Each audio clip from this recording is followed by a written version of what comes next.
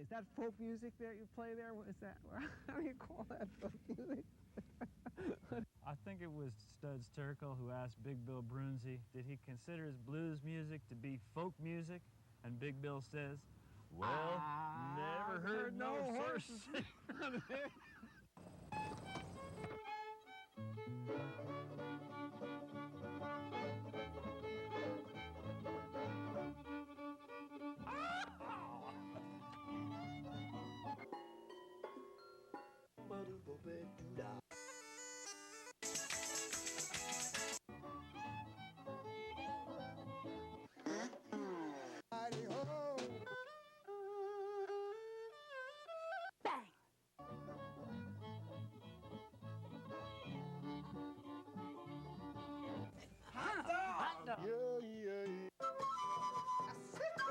Don't hesitate.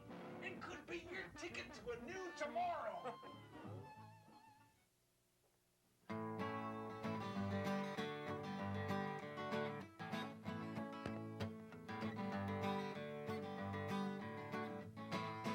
I held a meeting of the stuff in my room. The pencil and the paper and the plate and the spoon. The TV and the toaster and the table and the broom. And I told them you'd be coming soon.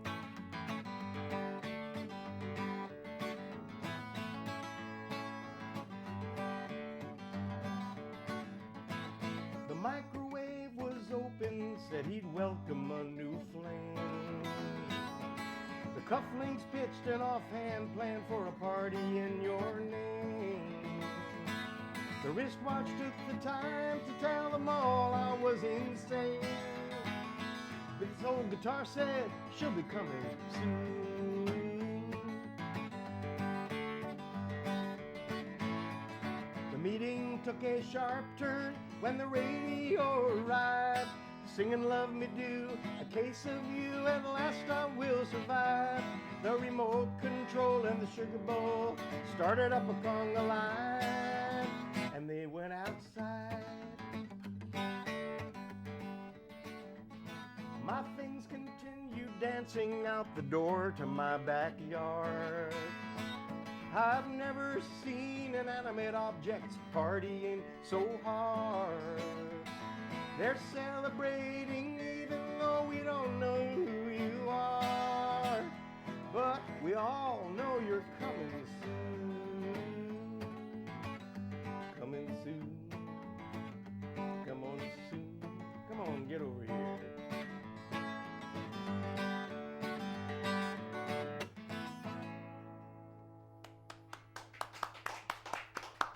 All right. The show is Horses Sing None of It. My name is Ralph Lippman, and our guest today is Larry Siegel. Hello, Ralph. Really Welcome good to see you. Good to see you again. It's been some years. Yes, it has. And I've been all around the world, as the old song says, since then. Tell us where. Well, gosh, I've lived somewhere else besides the United States because I got married to a German gal, so that put me in Bavaria, in the town of Nuremberg, which prior to moving there, I don't think I knew anything about it other than the fact that it was the place where they had the famous post-war trials, you know, the Nuremberg trials. But it actually is a beautiful medieval city, and I pretty much had to move there because my stepdaughter was still in high school and I couldn't expect her mom to relocate at that point. But now the kids are in university and they're living in our house there, and we moved back and we're getting my German wife her American green card and trying that whole thing for the first time. So here we are, back in the U.S. You've traveled performing in other places in the world. I have. Since the last saw you, I've been to India. I've been to Africa 4 times. Wow. All over Europe. Living there, it makes it easier. You know, here's the cool thing about living in Bavaria. You can drive to Prague in 3 hours. You can drive to India from Germany. I didn't, but you can. It's the same landmass. It's just something we in America do not think about. You know, when you think about where you could drive. Though we ought to, because, you know, we could drive to Tierra del Fuego if we wanted to, but few of us would. Even horses would drive, none of it. I guess not. But so those places, Singapore, Bali, great places. I'm a very lucky guy. Glad to hear it. Yeah, me too. So that was an amusing song you started off with. Ah, yes, you know, that's a very interesting song too, because I was in that, you know how it is when you're working through a hard time, like a broken heart. A lot of times you'll write music to, I call them process songs. You know, you'll write music to get over a hump. And if you don't write music, you'll end up singing something that somebody has written to get them over the hump because it helps you process all the emotional stuff. Well, I had just finished processing all the dark, broken-hearted songs, and I was ready for something new, but I didn't know who Miss Next would be. Turns out it was now the woman who's now my wife, this German gal. Her name's Renata. But I didn't know it at the time, so I wrote this song knowing that she'd be coming soon. And it worked. The act of writing a song, ladies and gentlemen, take that to heart. Write a song about something, and it will come to pass. And send me an email, and let me know if it did. At least I believe it, and it worked for me. Cool. Why don't you give us another one? All right. Why don't I sing a song that I actually wrote about her once we were already courting?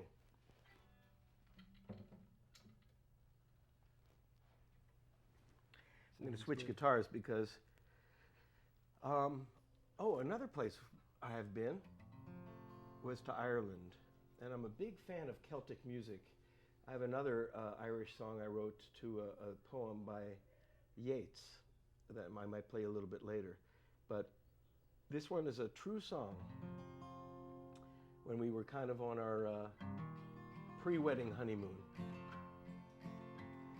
we were visiting a friend who lived in Cork City. And he was so kind to lend us his little cottage up in County Clare. Have you ever been to Ireland? Nope. Been to Scotland. Have you? Well, Ireland is known for being green. Y'all know that. But this one section in County Clare is called the Burren. And if you've ever heard of it, if you've ever been there, you'll know. It looks like the surface of the moon.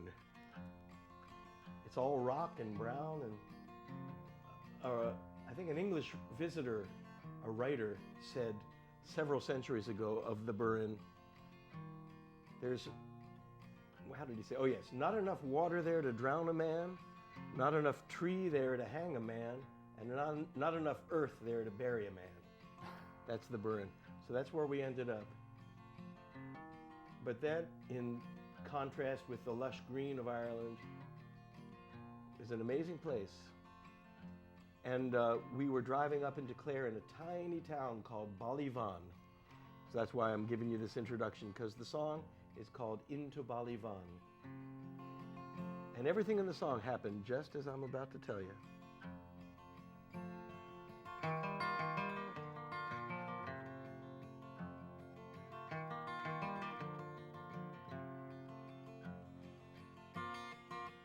When the winter sun had all but gone, we set out for Castlemaine. In the dimming hours, we could barely find the narrow winding lane. So we ferried o'er the Shannon shore, the last cross before the dawn, just in time to see a single star falling into Ballyvan.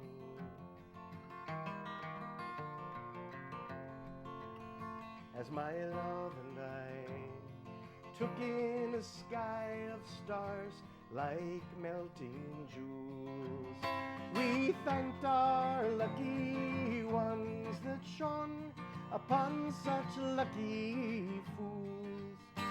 Then ducked beneath an arch when clouds like curtains had been drawn, which melted into drops of rain falling into Ballyvan.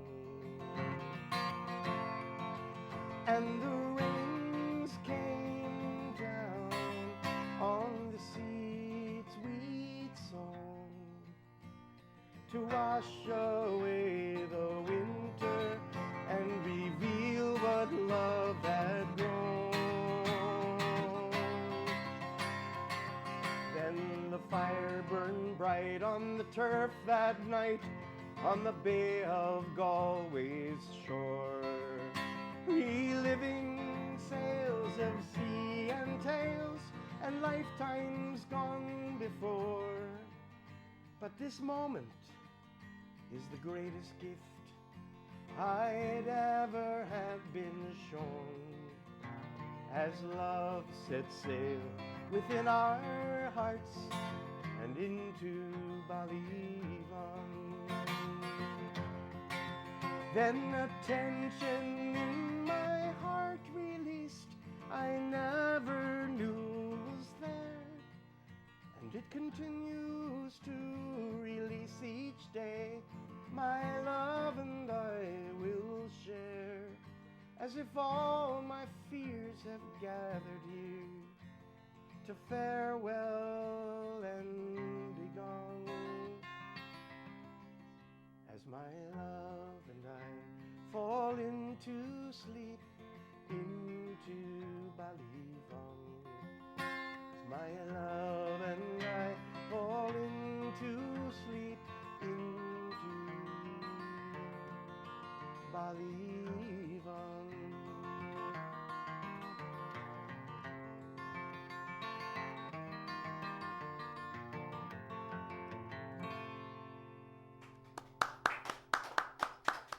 Thank you. Beautiful. Into Beautiful Ballyvaughan. song. Beautiful song. You know, the roads in Ireland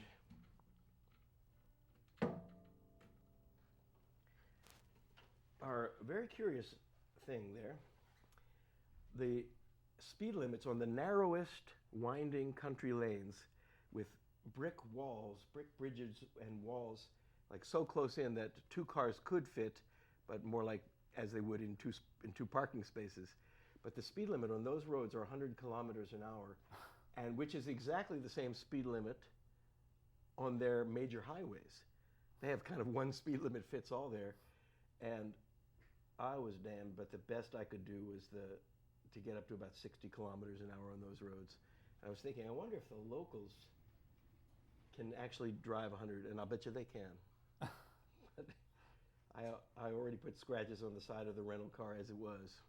Because you know when you're trying to drive on the left side and you're used to right side, and it's a gear shift, the first thing you do is you reach to shift gears and you start rolling the window down, because we're used to doing that with the right hand, and then you go to turn the signal, the turn signal, and the windshield wipers go on. And you're trying to do that and navigate these tiny roads. It's not for the faint of heart. When we were in England and Scotland, my wife did all the driving. And she's ambidextrous. Is she? So she didn't have a problem. Well, okay. I let her do all the driving. I just sat back and enjoyed the scenery go by. You're an ambidextrous scenery enjoyer. That's the best part. So you have done some interesting gigs with Dolly Parton, with other famous people. You've read the Lucy propaganda. Arnaz, Yes. Belinda Carlisle of the Go-Go's, John Phillips of Mamas and Papas. I have, and they were all interesting. With Dolly, that was on the Rosie O'Donnell show. She was appearing on that show doing a song from a new album of hers, which was kind of retro bluegrass material. And she used the backup band that was there for Rosie O'Donnell's show, which is quite a good band. But she needed a mandolin player, so the band leader knew me and hired me to play with her on that song. And I have to tell you, you know, you hear all these things about working with big name people, and inadvertently, you know, you find yourself in a situation where talking to people who have done so will always say, well, that person, if you get to know them real, they're really a, you know, they'll use all sorts of words. They're a terrible person, but she is as beautiful as you could possibly imagine, inside and out. That's nice to hear. There's my unvarnished opinion of Dolly Parton. And she was very kind to the musicians. And I had been on that show before where the person utilizing our talents didn't even look at us. And she actually said complimentary things to us, you know, so she's a real good person. Cool. What else you got to play for us? Well, let's see now. We've done the Irish take. I'm a big fan of multicultural music, so I tend to write in different styles too. And since I've seen you last, I wrote another comedy calypso and to put in my bag. So I'm going to do that for you. It's also on my current CD. So this is a little bit of a political song, and it's called "Everything Sounds Better in French." And it's written in a traditional Trinidad calypso style, because I figured who better to interpret traditional Trinidad calypso than a Jew from the Midwest, you know. It's in my blood. I agree. So this is in response to all the people who think that, you know, English should be the only official language in America. I don't really take a stand. I simply explore the subject in this song called Everything Sounds Better in French. Ready? Yep.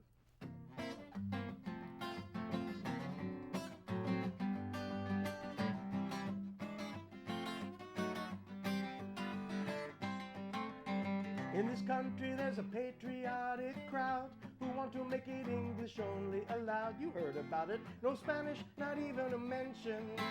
And getting rid of all of the French, and in the future, in case there's an occasion, eliminating everything from the Asian languages.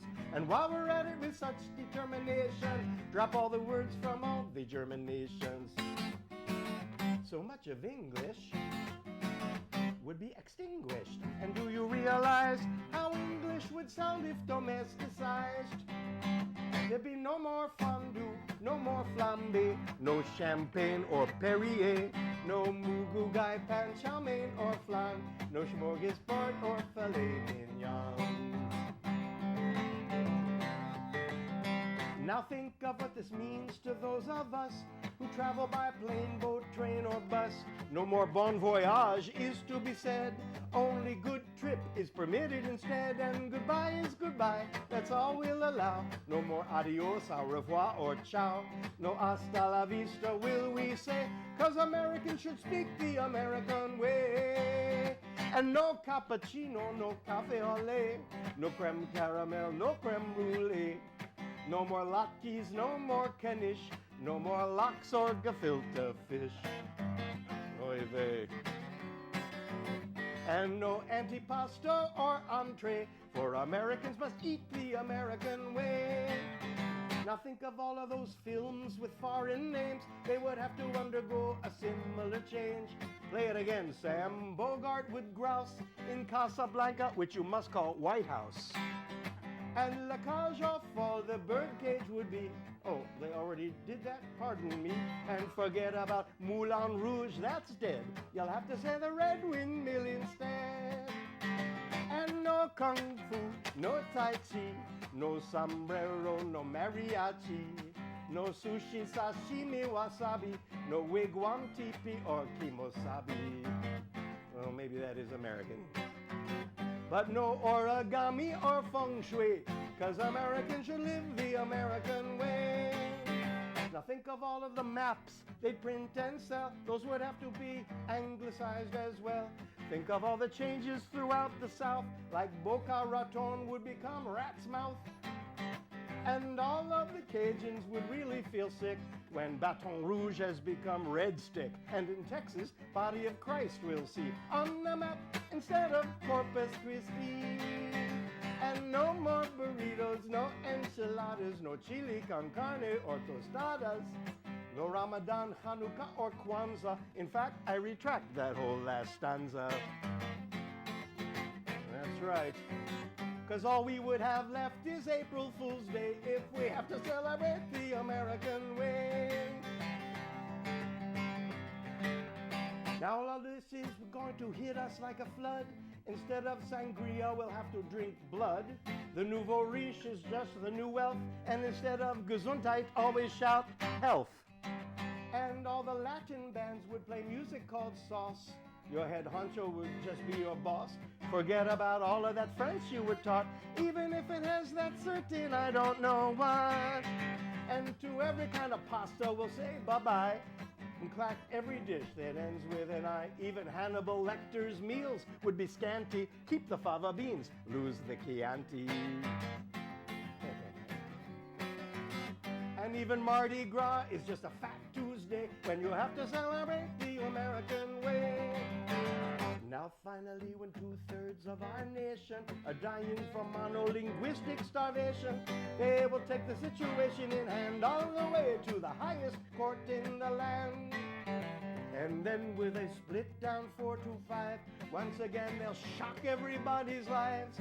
When the Supreme Court rules from the bench, everything sounds better in French. Ha ha! I mean, ha ha! What a tour de force this would be here in the land of the free. Ooh la la. All right. Great stuff. Thank you. You know, that song took me, I think it took me longer to memorize than it did to write. I'm sure. Very complicated lyrics. Yes. And part of the whole idea of these political movements that crop up every once in a while on this subject, that's my response. We should let folks know how they can get in touch with you and find out more information about your performances and your other activities. Alrighty. Well, shall I tell you about my website? Sure. My website, strangely enough, is my name, LarrySiegel.com. I had to fight tooth and nail against all the other Larry Siegels who wanted that as their domain, but I came out victorious. Good for you. Actually, nobody wanted that name, especially the spelling, because Siegel's one of those names where you can spell a lot of different ways. With Litwin, you're pretty much safe. Siegel, but in my case, it's Siegel. So it's LarrySiegel.com. And you can find out about my songs, which are also on iTunes and all that kind of stuff like that. Great. You can even email me from my website. That's there. And also your agency is... That's true. That's another thing that I do in my life, which is, as you and I both have done in the past, and even swapped jobs in years past of playing for more kind of, rather than concerts, we also do commercial events. I call them commercial just because they're the, you know, your average backyard party, or playing on a train to nowhere, or just little things like that that you and I used to do. Kids' parties, that whole deal. And so, yeah, I have a whole booking business to book myself and other musicians in my network to play commercial, any kind of parties for those kinds of things. That's still going strong. And, but you know what I'd like to do? By internet from Germany, I guess. Yes, I lived in Germany at exactly the right time in the world of technology, where everything was easy to do. I used one of those internet phone numbers. And so literally I had a number that people would think was a New York number because it was with a New York area code, but wherever you plug it in on the internet, it's still a New York number. And so Cool. I could call anywhere in the United States endlessly for no extra money. It was 5 years ago, you wouldn't be able to do that, but with things like Skype and things like internet phones, I could literally run a business from anywhere in the world transparently. The only people who knew I was calling them from somewhere else would be those who I chose to. Oops, I just said it on the air, didn't I? Well, I'm back in New York now, so it doesn't matter. What else you got for us? Well, I thought maybe can we try something together? Sure. I have this kind of Sunday morning gospel blues called "The River of God," based on my own studies in the teaching that I study called Ekankar, about how everything is, if you strip away the outer manifestation of everything, everything's really made of light and sound. You know, I mean, on the scientific level, Einstein talked about that too, of course, but spiritually speaking, it's kind of like a river we're all flowing through, and the more you experience that, the more flowy the whole thing gets. So I wrote a song about it, and would you care to join me on the harp? I would. Thank you All for right. asking. It's called The River of God. Y'all can sing along if you want.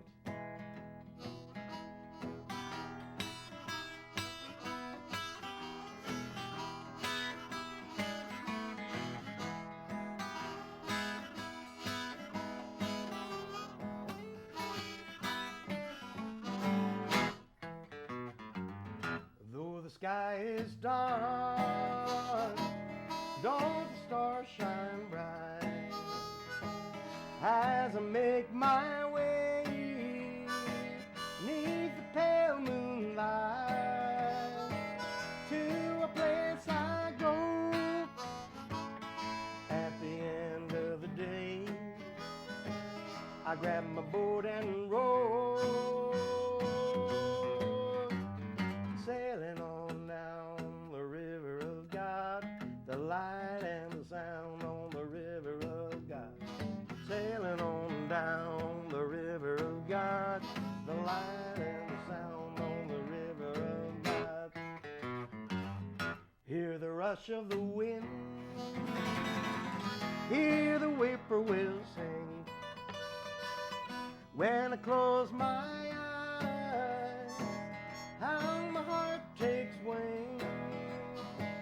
Feel the boat move on, feel the water rise. All my cares are gone. Sailing on down the river of God, the light and the sound on the river of God. Sailing on down the river of God, the light and the sound, that's the river of God. Play it for me, Ralph.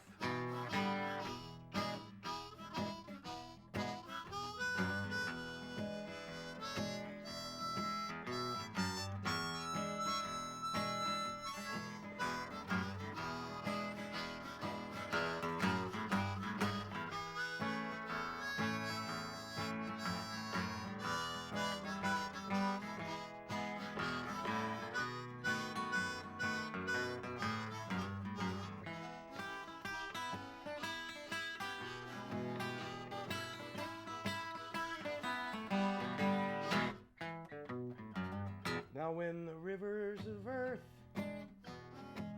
have all run dry, and you ask for help